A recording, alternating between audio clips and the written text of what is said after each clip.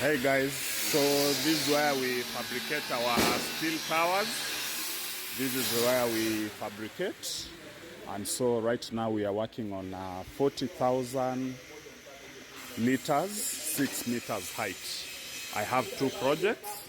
So what you can see here, they are the columns, and then this big one is the platform where the 10,000 liters tanks will be there, 4 of them.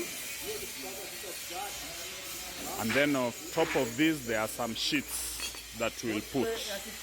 The sheets are here. So that's how we work.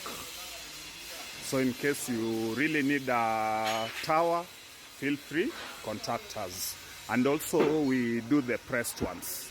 So these are the sheets that we use for the pressed towers, for the pressed tanks.